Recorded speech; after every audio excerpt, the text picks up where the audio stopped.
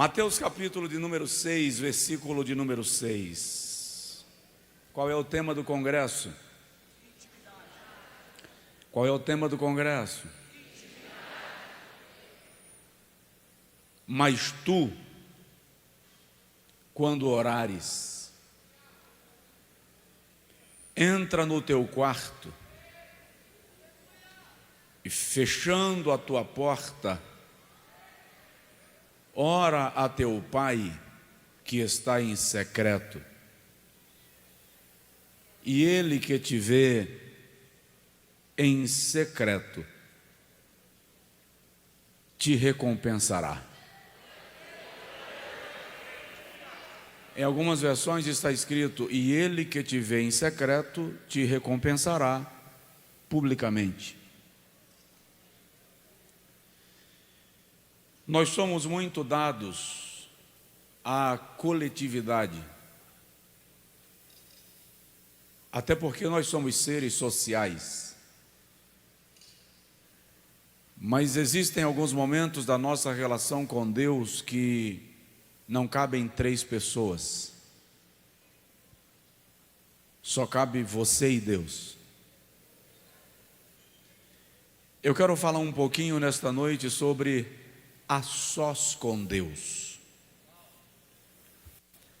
Não sei se você tem o hábito de ficar sozinho com Deus. Nos ensinaram que a solidão pode ser sinal de depressão. Na verdade, até certo ponto, a solidão é saudável. Ela te leva ao encontro que você não terá no meio da multidão. Este congresso é extraordinário, a casa está cheia, mas ele só vai surtir o verdadeiro efeito se você sair daqui decidido que vai ter momentos de casa vazia, para que a sua casa interior se encha de Deus. Os discípulos veem Jesus orando. Esta é a chamada oração dominical, ou oração do Senhor. Quando eles veem Jesus orando, eles dizem: Senhor, ensina-nos a orar. Ora, eles eram religiosos. Eles tinham a lei, a Torá, e iam na sinagoga todo sábado, era obrigatório. 7 vezes por ano haviam as festas obrigatórias e oficiais. O judeu anda lendo a Torá, mexendo todo o corpo e conversando com Deus. Por que eles dizem a Jesus: ensina-nos a orar? Eles não sabiam orar? Sabiam. Mas a expressão denota um pedido mais ou menos assim: ensina-nos a orar assim como tu oras. Esse é o pedido. Eles estavam acostumados a fazer as orações formais, litúrgicas, ritualísticas, praticadas comumente no ambiente da religião. Mas Jesus começa a orar dizendo: meu Pai. Abba, Pai. O judeu nunca viu nenhum outro judeu chamar Deus de Pai. Na cultura judaica,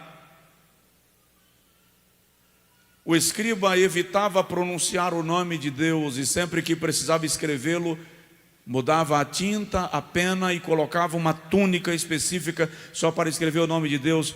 E quando era necessário pronunciá-lo, ele sempre se referia a Deus na terceira pessoa da conjugação verbal, um Deus distante, inacessível, intocável, impenetrável.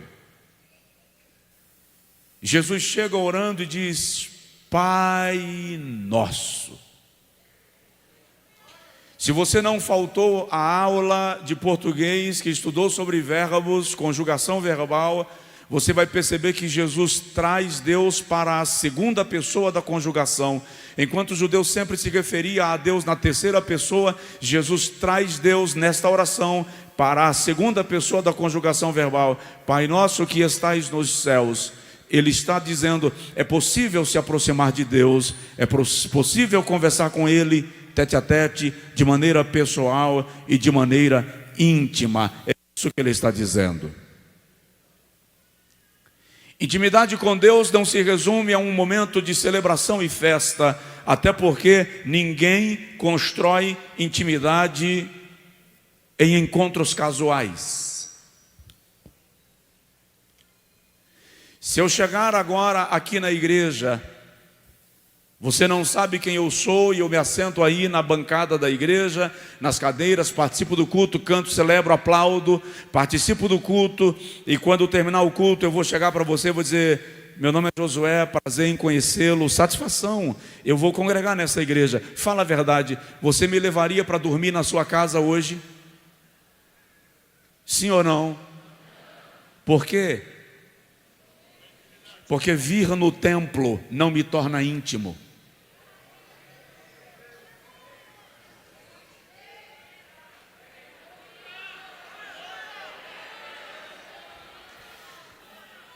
Intimidade é uma construção.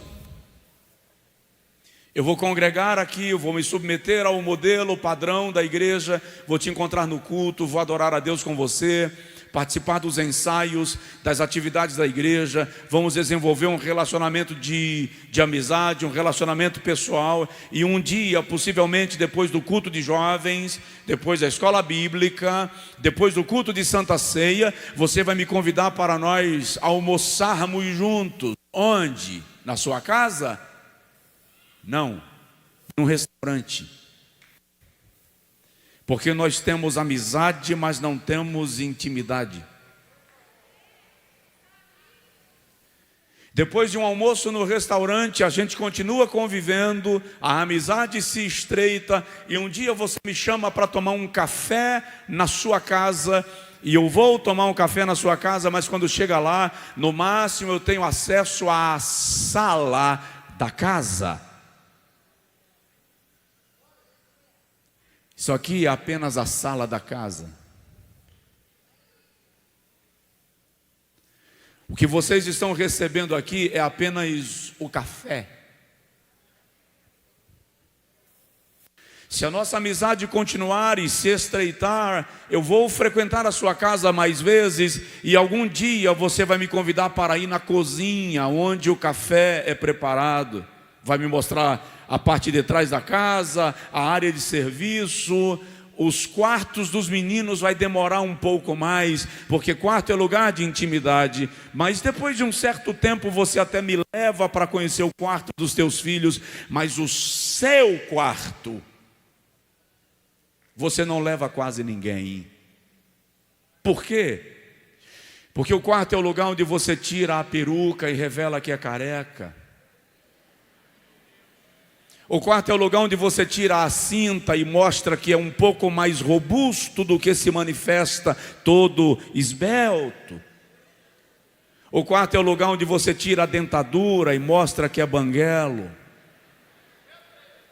O quarto é o lugar onde você lava a maquiagem e mostra que a pele tem manchas. O quarto é o lugar da intimidade. A limitação da nossa relação com Deus está no fato de que nós nos contentamos com o almoço no restaurante, ou no máximo o café na sala da casa, e Deus está querendo nos levar a um ambiente de mais pessoalidade, a um ambiente de mais intimidade com Ele, e para isso eu preciso investir em relacionamento com Ele. Intimidade demanda tempo, intimidade demanda esforço, intimidade demanda convivência.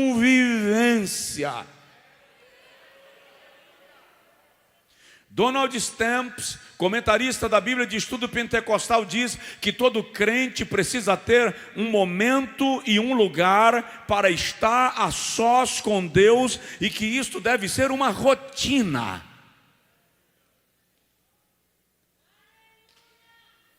Jesus, o Filho de Deus, de vez em quando saía do meio da multidão para estar a sós com o Pai. Em tempos de crise, ele se afastava de todos e ficava a sós com Deus. Quando quiseram apedrejá-lo, quando quiseram jogá-lo de um penhasco, ele foi para o deserto e o texto diz que ele sozinho orava. Quando nós estamos em crise, nós queremos companhia, porque senão entramos em depressão. Jesus, quando estava em crise, se afastava da multidão para conversar com o Pai e receber direção. Quando ele estava prestes a tomar grandes decisões, ele também ficava sozinho. Basta você ler a Bíblia Sagrada. Quando ele se afasta de todos e vai orar, e passa a noite orando, Lucas 6, para então nomear os apóstolos que lhe acompanhariam no ministério. Ele não fez isso na empolgação, ele se afastou para orar. Depois de grandes realizações, Jesus orava. Quando ele termina a multiplicação dos pães, ele não vai para a cidade fazer uma pesquisa da sua popularidade. Depois da multiplicação dos pães, a Bíblia diz que ele se afasta da multidão e vai orar. Nós, depois das grandes realizações, fazemos churrasco. Queremos os aplausos, queremos o reconhecimento, queremos que as pessoas valorizem as nossas proezas e as nossas conquistas. Jesus se afastava e ficava a sós e orava. Que tipo de intimidade estamos tendo e qual o nível da intimidade?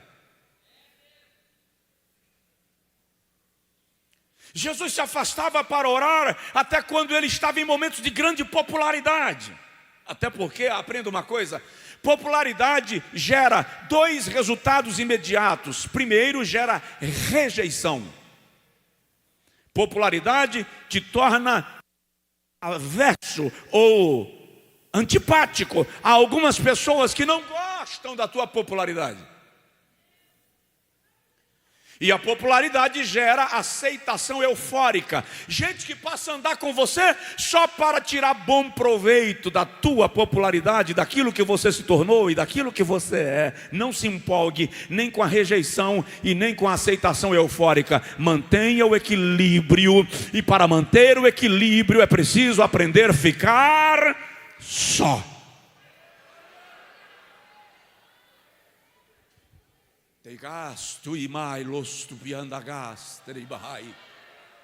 E quando eu digo ficar só, eu estou dizendo estar a sós com Deus. Parar para ouvi-lo. Porque a gente canta, a gente prega e a gente ora, mas a gente para muito pouco para ouvir Deus. Uma certa tarde, depois de orar algumas horas, eu terminei a minha oração, e na minha oração eu disse a Deus o que eu falava sempre: eu te peço todas essas bênçãos e te agradeço em nome de Jesus. E eu fui me levantando, os joelhos já estavam ardendo, e quando eu fui levantando, o Senhor falou comigo: Josué, como você é mal educado. Foi muito a voz, foi muito forte a voz. E eu me ajoelhei novamente e falei: Senhor, o Senhor está falando comigo? Eu não entendi. E o Senhor me disse: você é mal educado.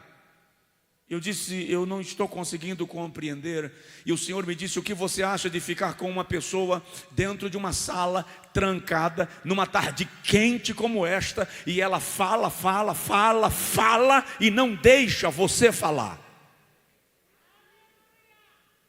Eu pensei comigo: é muito chato. E o Senhor me disse: você falou durante algumas horas e não me deixou falar nem alguns minutos, e eu quero conversar com você. Nós nos contentamos com a oração na qual a gente fala e não desenvolvemos o hábito de, na oração, ter momentos de parar, de falar para ouvir.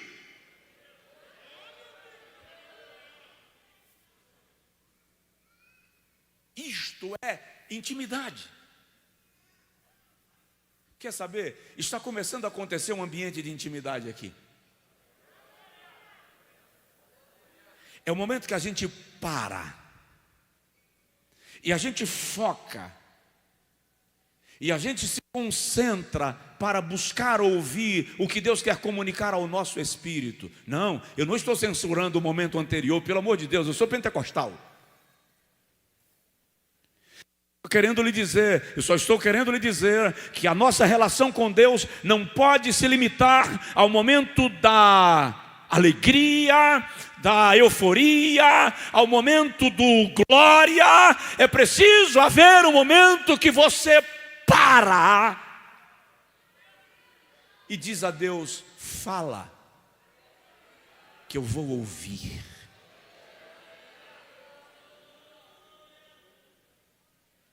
O que acontece quando eu desenvolvo o hábito de ter momento a sós com Deus? Aproveite no ônibus, quando você está indo para o trabalho, se isole do mundo, feche os seus olhos e a caminho do trabalho, fique a sós com Deus. Aproveite no avião, levante pela madrugada e tenha um tempo de solidão acompanhada. Que paradoxo, solidão acompanhada. Quando nós desenvolvemos o hábito de estarmos a sós com Deus, nós aprendemos o caminho do arrependimento. A intimidade com Deus vai denunciar o nosso pecado. É impossível estar íntimo com Deus e se sentir santo. Por quê? Porque Ele é tão perfeitamente santo que o melhor de nós não alcança aquilo que Ele quer de nós. No ano em que morreu o rei Uzias, eu vi o Senhor sentado sobre um alto e sublime trono, Isaías 6, e a orla do seu manto cobria os umbrais da casa, e a casa se encheu de glória. E eu vi serafins que com 2 asas cobriam os rostos, com 2 asas cobriam os pés, e com 2 asas voavam e diziam: Kodesh, Kodesh, Kodesh Yavé Sabaoth. Santo, santo, santo é o Senhor dos exércitos. Toda a terra está cheia da sua glória. E os pilares da casa se moviam à voz do que clamava. Então eu disse: ai de mim que vou perecendo, porque eu sou um homem de lábios impuros e habito no meio de um povo de impuros lábios, e os meus olhos estão vendo o Rei, o Senhor dos exércitos. Isaías diz: então dos serafins, a palavra serafins significa ardentes. A ideia é de que são seres angelicais cuja essência é fogo. Um dos serafins voou no altar, tomou uma tenaz e com ela tomou uma brasa e veio e tocou os meus lábios e me disse: agora o teu pecado foi perdoado e a tua iniquidade foi tirada. Então ouvi a voz de Deus que dizia: a quem enviarei e quem há de ir por nós?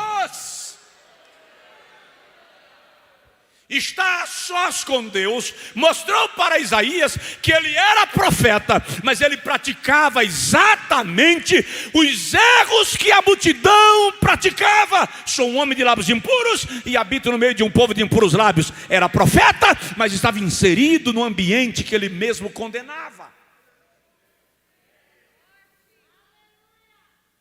Foi a intimidade, foi o estar a sós com Deus que mostrou isso para ele.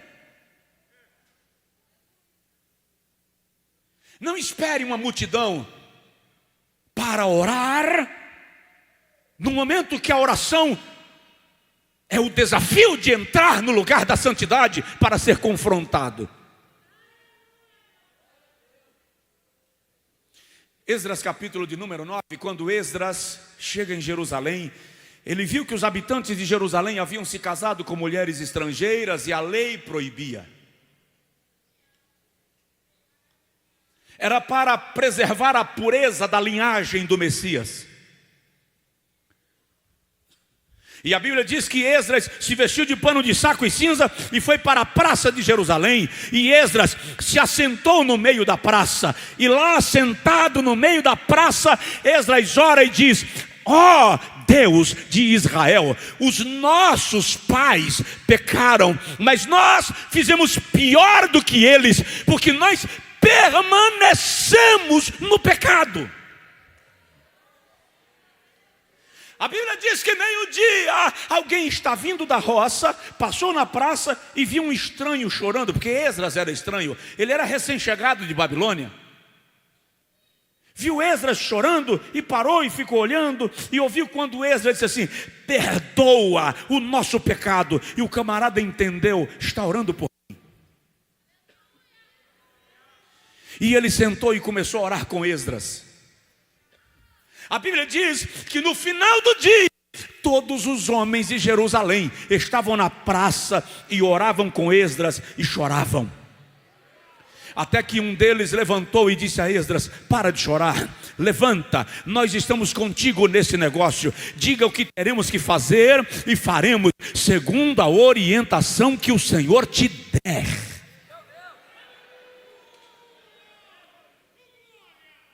A multidão não começou a orar juntos, precisou alguém dar o primeiro passo da oração. É preciso que uma pessoa esteja disposta a ir à oração em arrependimento, para que o sentimento de pecado contagie a nossa geração.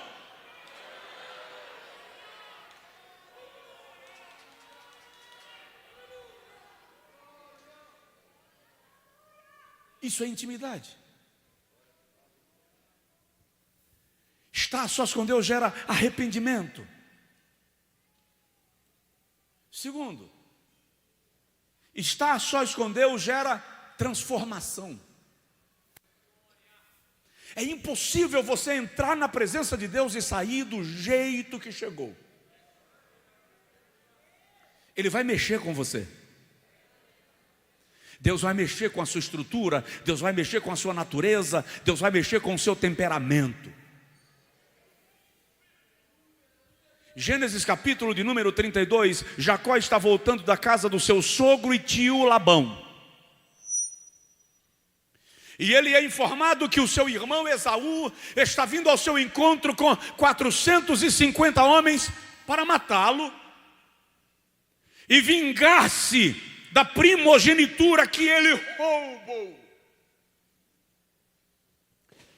Jacó reúne a sua família e diz: vai um grupo pelo caminho da esquerda, vai um outro grupo pelo caminho da direita, porque se porventura Esaú encontrar um, não encontrará o outro. E alguém olha para Jacó e pergunta: e você vai em qual grupo? Jacó diz: eu não vou em grupo nenhum. Por quê? Porque o tratamento é comigo. Se eu ficar só, Ele vem tratar comigo e vocês dois estão salvos. É preciso entender que muitas vezes, para salvar a nossa descendência e para salvar a nossa geração, nós temos que ficar só e esperar que Deus venha tratar conosco enquanto eles caminham e avançam. E é interessante que a Bíblia diz no versículo 24 que pela madrugada começou ou apareceu a ele um homem. O texto não diz um anjo, diz um homem. E Jacó começa a brigar com ele. E eu já vi alguém dizer que brigar ali é brigar na oração. Ó, brigar ali era um homem. É mais ou menos assim: Esaú está vindo com 450. Se vier de 1 a 1, eu não apanho fácil. E Jacó está partindo para cima, sem saber que é um anjo. E o anjo apenas se defendendo dos ataques de Jacó. Do tipo, não posso bater em você. Se eu bater em você, eu lhe desmantelo, eu lhe desmonto. Quando o anjo viu que Jacó não ia parar, o anjo tocou. O anjo o quê? Tocou. Apenas tocou. E quando o anjo toca, provoca seu vizinho e diz para ele: Deus não te bate, Deus te toca. Repete, fala com ele: Deus não te bate, Deus te toca. Quando o anjo tocou, a juntura da coxa deslocou. Agora Jacó não tinha mais condição de brigar, e ele traça na cintura do anjo e grita: eu só te largo se me abençoares. Então ele sabia que era Deus. Afinal de contas, ele pediu a bênção. Abençoar ali é liberar, livrar do peso que sobre ele estava. E o anjo pergunta a Jacó: ei, olha só. O anjo pergunta a Jacó: qual é o teu nome? 21 anos atrás, Isaac, cego, fez essa pergunta a Jacó: qual é o teu nome? E Jacó disse: Esaú é meu nome. Agora Deus está perguntando: qual é o teu nome? É como se Deus dissesse: você mentiu para o teu pai, mente para mim.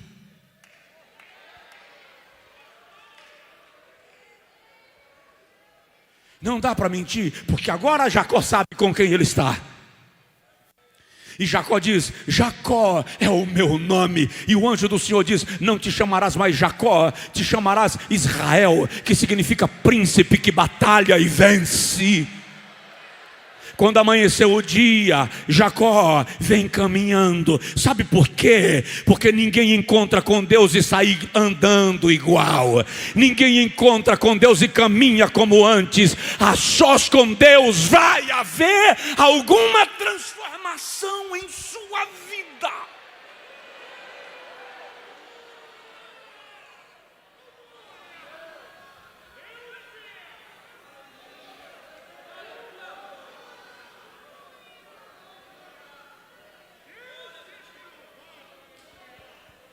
Somos fervorosos, pentecostais, poderosos, pregadores, cheios de graça, mas não mudamos.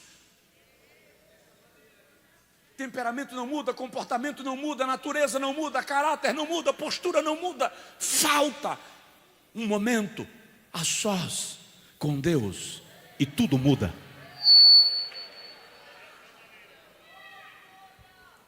Provoca o vizinho e diz para ele: você vai ser transformado.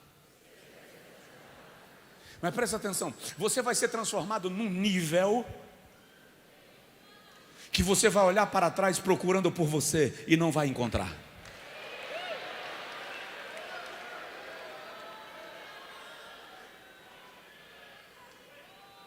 Terceiro, quando você fica a sós com Deus, Ele desenvolve em você paz. Paz em Deus. Não é a ausência de problema, não é a ausência de conflito, não é a ausência de demanda, não é a ausência de batalha. Paz em Deus é você estar tranquilo ainda quando você está sofrendo ataque. Paz em Deus é você estar dormindo ainda quando o barco está no meio da tempestade. Paz em Deus é você não ter o controle da situação e saber que Deus tem. Paz em Deus é você ver o mundo desmoronar e você dizer: eu sei que eu tenho um Deus que me ama. Paz em Deus é não entender e se render. No segundo livro de Samuel, capítulo de número 12, versículo de número 16, o filho de Davi, com Batseba, adoece. E enquanto o menino está doente, Davi manda cessar a música em casa. Não tem banquete, não tem festa, e ele jejua. De repente a criança morre. E alguém diz: não diz nada para ele. Se com o menino doente ele está nesse estado, se ele souber que o menino morreu, ele vai morrer.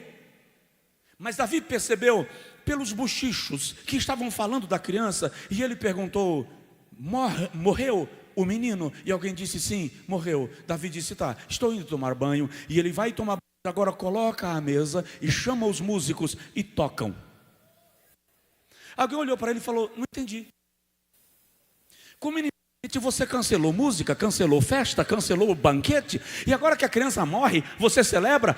Davi diz: enquanto o menino vivia, eu estava assim, para que porventura o Senhor lhe preservasse a vida. Mas agora que ele já foi para lá, ele não voltará para cá. Eu irei, ele não virá. Então eu preciso continuar. Presta atenção, querido. Eu não sei em que crise você está, em que dificuldade você entrou, eu não sei que tipo de acusação e pressão você está vivendo, mas estou lhe dizendo: Deus está no controle.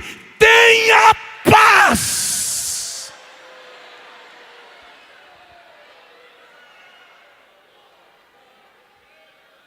Descanse. Se livre da necessidade de devolver. Se livre da necessidade de contra-atacar. Se livre da necessidade de explicar. Se livre da necessidade de ser bajulado. Se livre da necessidade de vingar. Tenha paz. Paz. Dá um toque de leve aí no irmão do lado e fala com ele: tenha paz.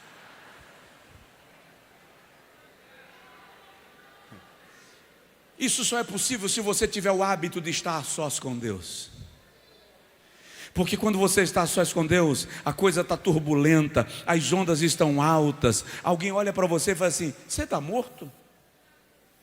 Você não está vendo o que está acontecendo? Você diz: não, estou vivo, estou vendo tudo o que está acontecendo. Faz alguma coisa. Não. Quando Davi foi ungido rei de Israel a terceira vez, a Bíblia diz que os filisteus se reuniram todos e vieram contra ele para matá-lo. Segundo Samuel capítulo 5. Aí a Bíblia diz que Davi desceu à fortaleza e orou. E ele pergunta ao Senhor: eu devo ir contra os filisteus? E o Senhor disse: vai, eu vou te dar vitória. Ele foi contra os filisteus e venceu. Diz a Bíblia que 1 ano depois, os filisteus reuniram todas as suas forças e subiram outra vez contra Davi para matá-lo. Aí a Bíblia diz que Davi desceu à fortaleza e chorou. Na primeira vez ele orou, na segunda vez ele chorou. E quando ele chora, ele pergunta: Deus, eu devo ir contra os filisteus? E o Senhor disse: não. E Davi pergunta: e o que eu faço? Jeová diz: foge. Se esconde. Irmão, Davi nunca se escondeu de filisteu, nem quando era menino. Agora que ele é rei, tem o exército inteiro à sua disposição, Deus olha para Davi e diz: se esconde. E a Bíblia diz que Davi foi se esconder, esvaziou Jerusalém. Ele foi se esconder atrás da floresta dos balsameiros. E os filisteus entram em Jerusalém. Imagina a cena: Davi está escondido e os filisteus tomaram conta da cidade. Eu imagino alguém dizendo: será que o rei, depois de velho, está ficando covarde? Ele nunca correu de uma guerra e agora Davi está fugindo, porque ninguém entende quando Deus fala com você. Por quê? Porque o assunto é da intimidade, não é para todo mundo. Majestade, faz alguma coisa. Aí Davi diz: mas o que eu vou fazer? Jeová mandou ficar quieto. Você não é homem, não. Jeová diz: você é homem, mas eu sou Deus, fica na tua. Te move, Davi. E Jeová diz: não faça nada, fica quieto.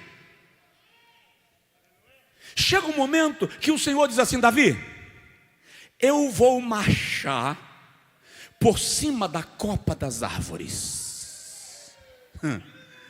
Quando você vê a copa das árvores sacudir em ritmo de marcha de exército, quando você vê a copa das árvores se mover em ritmo de marcha de exército, levanta e vai para a batalha, porque eu já fui na tua frente. Paz é você ver o inimigo tomar o teu território e você esperar Deus te dar o sinal. E quer saber? Aquela foi a última vez que os filisteus se levantaram contra Davi. De agora em diante, exército filisteu não pisa mais em Jerusalém. Sabe por quê? Porque quando você vence, o inimigo se levanta e volta. Mas quando Jeová vence, ele vence de uma vez por todas. Provoca seu vizinho e diz para ele aí: Deus está te esperando a sós com ele. Posso ir mais um pouquinho? Não vou demorar. Mas precisamos de uma geração que busque intimidade. Estar a sós com Deus vai gerar em você autoridade divina. Ei, a autoridade de quem sai do ambiente da intimidade é diferente daquele que está empolgado com os aplausos da multidão.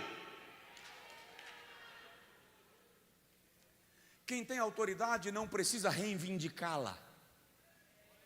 Quem tem autoridade não precisa usar o grito para aplicá-la. Quem tem autoridade tem. Ei, presta atenção, um policial de 1,60 m, de 1,64 m, usa um apito e para um caminhão de não sei quantos eixos, não sei quantos pneus, e desce um caminhoneiro de 1,90 m, que pesa 120 quilos, e entrega o documento do carro na mão de um policial franzino de 1,60 m. O que o caminhoneiro de 1,90 m e 120 quilos está respeitando? O tamanho do outro homem? Não, a autoridade que ele representa. Você precisa entender isso, querido. Satanás reconhece quando nós temos autoridade. Atos dos Apóstolos, capítulo 19, versículo 11. O camarada chega e diz para o endemoniado: eu te expulso no nome do Cristo que Paulo prega. O demônio diz: eu conheço a Cristo e sei quem é Paulo. Mas você, quem é? Satanás precisa conhecer você. Satanás precisa saber quem você é. O inferno precisa saber quem é você. E isso só é possível pela intimidade. Juízes capítulo 6, o Senhor, a Bíblia diz que Gideão estava moendo trigo no lagar e ele estava só. E o anjo do Senhor chega para ele e diz: não já te enviei eu? Vai e livra Israel da mão de Midian. Existem coisas que Deus quer dizer a você, presta atenção nisso. Existem coisas que Deus quer falar com você que Ele não vai falar aqui e agora. Tem coisas que Deus quer falar com você que Ele vai falar com você no banheiro, debaixo do chuveiro, no teu quarto quando você deita para dormir, porque é assunto do teu íntimo. Deus quer compartilhar só com você.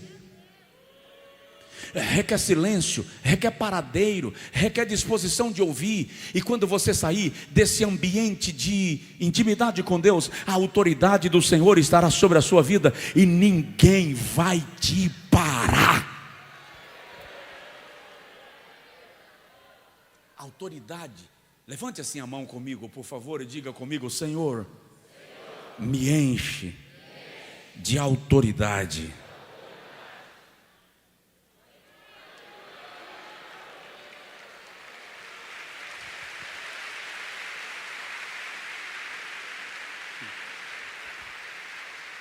Desculpa, eu vou magoar você.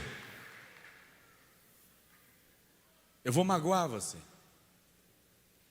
eu e você levantamos a mão e dissemos: Senhor, me enche de autoridade. E Ele ouviu, mas ainda não mudou nada. Por que não mudou nada? Porque eu não recebo autoridade porque eu levanto a mão e digo: Deus, me dá autoridade. Eu recebo autoridade quando eu passo pelo processo da intimidade com Ele, para que Ele me capacite para a autoridade que Ele pretende me dar. Eu preciso parar. Mas eu quero parar falando de mais duas coisas que estar a sós com Deus vai gerar na sua vida. Estar a sós com Deus vai gerar vitória sobre os teus inimigos. Seus inimigos se levantam e pensam que você está sozinho e partem para cima para te esmagarem. Mas quando você tem o hábito de estar a sós com Deus, eles vão se ver doidos. Tem uma irmã na minha cidade. Ela tem algum desequilíbrio mental. Tem alguma coisa que não funciona legal. Às vezes eu estou passando na avenida dupla, estou lá da calçada do outro lado, e de repente eu ouço alguém gritando: vai ter Jesus! Eu até penso que é a eternidade. Quando eu olho do outro lado da avenida, da segunda avenida, na calçada do outro lado, está ela com a mão assim. Irmandina! Ela quer saber da minha mãe, nessa distância. Me pergunta, me responde. Ela bem? Ela funciona bem? Mas um dia eu vi uma irmã na igreja dizendo assim: vou sentar um tapa na cara dela. E eu disse para a irmã: quer um conselho? Diga, pastor. Toca não. Toca não, porque ela entra no quarto quinta-feira para orar e só sai domingo, na hora do culto. Se você bater no rosto de alguém que vive na cozinha do general, a viatura vai aparecer na tua porta rapidinho. Quando você tem intimidade com Deus, os seus inimigos podem até te atacar, mas eles vão ter que aprender que a batalha contra você não é você quem luta, é aquele que compra as tuas guerras para respondê-las.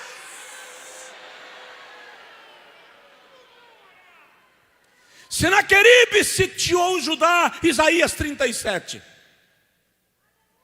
E quando ele sitiou Judá, ele mandou uma carta para Isaías e para Ezequias, rei de Judá. Senaqueribe é o rei da Síria. E na carta ele diz assim: não te engane o teu Deus, ó Ezequias, porque ele não pode te livrar da minha mão. As demais nações que eu invadi também tinham deuses, e eu os lancei ao fogo, e assim será com o teu Deus. Ezequias manda porta-vozes para negociarem a rendição, e quando chega na reunião para negociar a rendição, os porta-vozes de Ezequias dizem assim: por favor, não falem em hebraico, para que a multidão não entenda e haverá alvoroço. Falem em aramaico, para que apenas a corte entenda e decida. Rabsaque, porta-voz de Senaqueribe, diz assim: nós vamos falar em hebraico, para que toda a terra entenda e saiba que quando Senaqueribe, o rei dos reis, entrar nessa cidade, vocês vão solver fezes em urina e vão beber para ficarem vivos. Ezequias, quando soube, rasgou as vestes e mandou chamar o profeta Isaías. Quando o profeta Isaías chega e encontra Ezequias com as roupas rasgadas, a cabeleira assanhada e o desespero no palácio, Isaías pergunta: o que é que está acontecendo, ó rei? E o rei entrega as cartas para Isaías ler. Isaías lê as cartas: sim, mas o que é que está acontecendo? Eu não entendi ainda. Por que rasgaste as tuas vestes? Ezequias diz: Isaías, você está fora? Está na lua? Olha a carta, olha o desafio. Isaías olha para a carta e diz: majestade, a carta veio para o endereço errado. Senaqueribe não está desafiando o rei de Judá, ele está desafiando o Deus de Judá. Olha o cabeçalho da carta: não te engane o teu Deus, porque ele não pode te livrar da minha mão. As outras nações que eu invadi também tinham deuses, e eu os lancei no fogo, e assim será com o teu Deus. Majestade, ele não está ameaçando jogar o rei na fogueira, ele está ameaçando levar Deus para a fogueira. Leva a carta para Deus.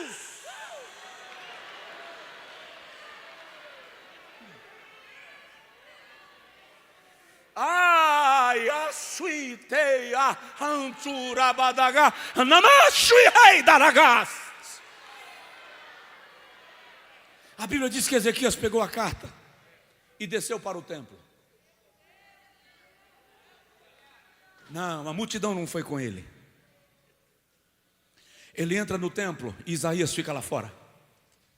E a Bíblia diz que Ezequias ajoelhou na ponta do altar. Só existe uma referência bíblica a alguém ajoelhando na ponta do altar, porque a ponta do altar é o local onde o cordeiro é imolado. A ponta do altar é o lugar onde uma vida é dada pela outra. Quem ajoelha na ponta do altar está dizendo: Deus, eu dou a minha vida pela vida do povo.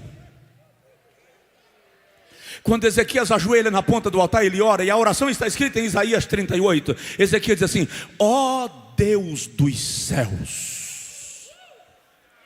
Tu és Deus acima de todos os deuses. Senaqueribe diz a verdade quando ele diz que lançou os deuses das outras nações no fogo, mas na verdade não eram deuses, mas Tu és Deus nos céus e na terra. Enquanto Ezequias ora, o Espírito de Deus se apoderou de Isaías, e lá do outro lado o profeta brada e diz: assim diz o Senhor, ó Ezequias, nesta peleja não tereis que pelejar,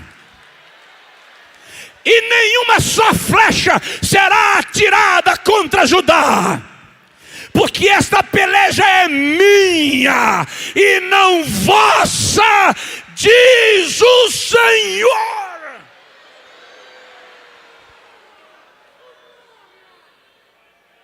Jeová no seu trono olha para um anjo, a Bíblia não diz o nome, só diz que foi um anjo forte, e diz assim: vai lá e resolve. E o anjo desce como um raio, e numa passada 185.000 homens da Síria foram mortos. E o rei Senaqueribe voltou para a sua terra desesperado, e quando chegou lá, os seus próprios filhos o mataram. Porque quando você toma tempo a sós com Deus, quando você toma tempo a sós com Deus, os seus inimigos brigam contra você, mas não é você que briga contra eles, é o Senhor. Diz aí para o seu vizinho: fica a sós com Deus. Eu vou concluir, a gente vai orar, antes que eu seja convidado a parar. A sós com Deus vai gerar em você intimidade, proximidade. Se você aprender a ficar a sós com Deus, você vai se tornar amigo de Deus. Vou citar algumas referências bíblicas. Gênesis capítulo 5, versículo 24 diz assim: e Enoque andou com Deus. Me dá um obreiro mais magrinho, por favor. Deixa eu tentar contigo, por favor, me permita. Eu pensava, quando a Bíblia diz que Enoque andou com Deus, eu pensava que era isso aqui, ó. Enoque do lado de Deus. E não é. Por favor, sobe aqui no meu sapato. Pode subir, depois você me dá um novo. Andar com Deus é isso aqui, ó. Pode subir.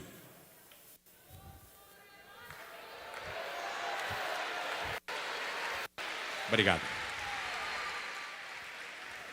Enoque não andava.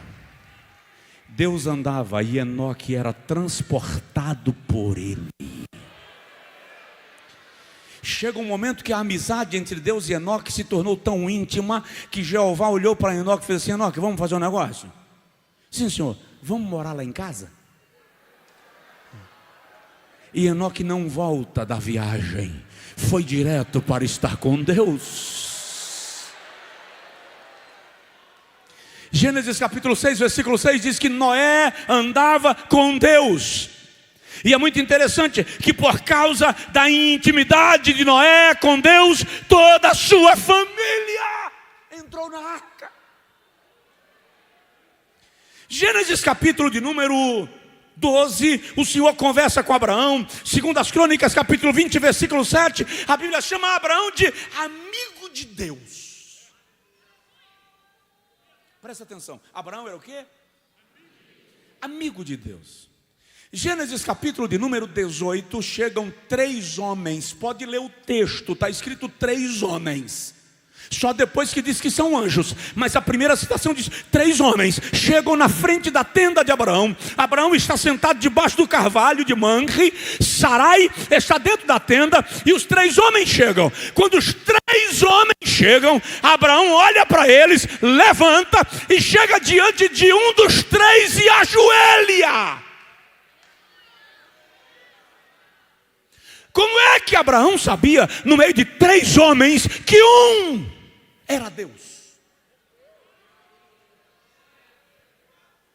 E quando ele ajoelha, o Senhor lhe faz uma promessa e diz: eu vou te dar um filho. Sara lá dentro deu uma risada. Por que Sara riu? Porque Paulo explica, Paulo diz que os membros do corpo de Abraão já estavam amortecidos. Não precisa traduzir, né? Sem chance. Quando o anjo diz assim: Abraão, Sara vai te dar um filho, Sara lá dentro faz assim: como?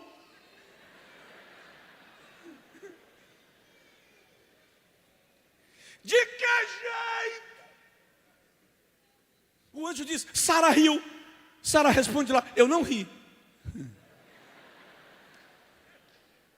À noite, quando amanhece o dia, presta atenção nisso, que eu estou falando de intimidade. Quando amanhece o dia, os 3 anjos se levantam para irem embora, e eles saem em direção a Sodoma. Como é que Abraão sabia que ia acontecer alguma coisa com Sodoma, se a Bíblia cita que os anjos lhe falaram nada? Mas Abraão acompanha os anjos, porque ele era beduíno, morador do deserto, e a tradição diz que os beduínos, quando recebiam visitas, acompanhavam a visita até o limite da sua propriedade. Lá vai 3 homens andando e Abraão do lado, e quando chega perto do limite, Abraão dá um passo à frente e se coloca na frente de um e para e diz: destruirás tu o justo com o ímpio? Quem é Abraão para abordar Deus desse jeito?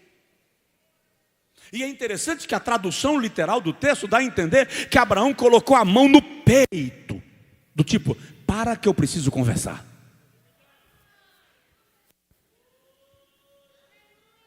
Uzá tocou na arca e morreu.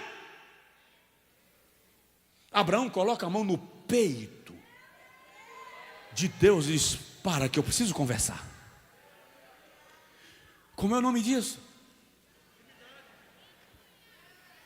Só quem tem intimidade com Deus tem ousadia para essa conversa. Isso é tão íntimo que o Senhor diz assim: posso eu porventura fazer alguma coisa sem antes me comunicar com o meu amigo Abraão? Que satisfação Deus devia a Abraão? Nenhuma, mas a amizade cobrou. Êxodo 33, 11. E falava o Senhor com Moisés face a face. Face a face ali não é rosto a rosto, face a face ali é boca a boca. É Deus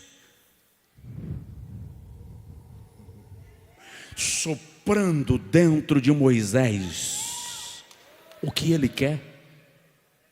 O nome disso é intimidade. Pastor Josué, mas isso não é mais possível. Foi no Antigo Testamento, dispensação da lei. Não vos chamarei mais servos. Vos chamarei amigos. Porque o servo não sabe o que faz o seu senhor, mas eu já contei para vocês os segredos do meu Pai. Sabe o que Deus está querendo comigo e com você?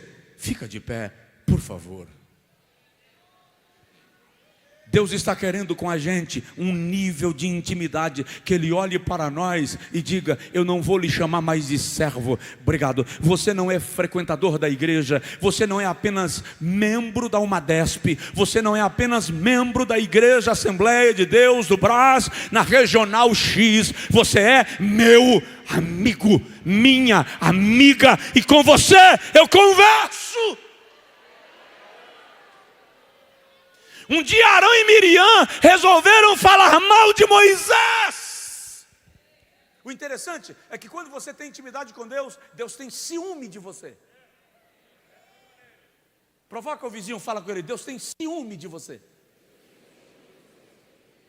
Arão é o sumo sacerdote, a maior autoridade da religião judaica. Miriam, a profetisa, a única profetisa do arraial. E eles falam mal de Moisés e Jeová viu. Quando Jeová viu, ele diz assim: Moisés, chama Arão e Miriam, vai lá na tenda, que eu quero conversar com vocês três. Números 12. Quando chegam os três lá na frente da tenda, o Senhor brada de cima do propiciatório e diz assim: Arão. Sim, Senhor. Miriam. Sim, Senhor. Existe em Israel algum profeta? Se existe, apresentem a mim, porque eu não conheço. Acabou de descredenciar Miriam. E se vocês me apresentarem um profeta, eu vou falar com ele por sonhos ou por visões. Mas com o meu servo Moisés eu converso boca a boca, face a face, olho a olho, rosto. Como é que vocês ousaram falar mal do meu servo Moisés? O Umadesp termina, o congresso termina terça-feira. Você vai fazer um propósito com Deus hoje. De hoje em diante, você vai dedicar alguma porção de tempo do seu dia para ficar sozinho com Deus. Desliga o telefone, não fica conferindo o WhatsApp, não confere redes sociais. Aquele momento é seu e de Deus. Foi para o monte? Não faz postagem no monte. Você vai para o monte para ficar só com Deus e fica fazendo postagem lá? Não, é você e Deus. E não tenha pressa. Diz para Ele: Senhor, eu estou aqui. Eu ouvi lá no congresso que o Senhor quer ter um momento sozinho comigo. Se você não souber mais nada para dizer, só diga assim: Senhor, eu estou aqui, eu vou continuar até eu saber o que é que o Senhor quer que eu faça. Senhor, eu estou aqui, eu quero te sentir, eu quero ter intimidade com o Senhor. Sabe, vai chegar um momento que você vai ter a sensação que uma cortina abriu. Você vai ter a sensação que uma nuvem se afastou. Você vai ter a sensação que de algum modo você foi convidado a ingressar num ambiente mais interno da presença de Deus. Todo mundo ficava ao pé do monte, só Moisés subiu. E 7 dias depois que ele subiu, o Senhor disse para ele: entra para cá, vem para dentro da nuvem. 40 dias e 40 noites sem comer e sem beber, sustentado pela nuvem, pela presença de Deus. Ninguém me convence que Moisés morreu frustrado, como alguns pregadores dizem que Moisés morreu frustrado porque não entrou em Canaã. Fala sério. Todo mundo entrou em Canaã, só Moisés entrou na nuvem.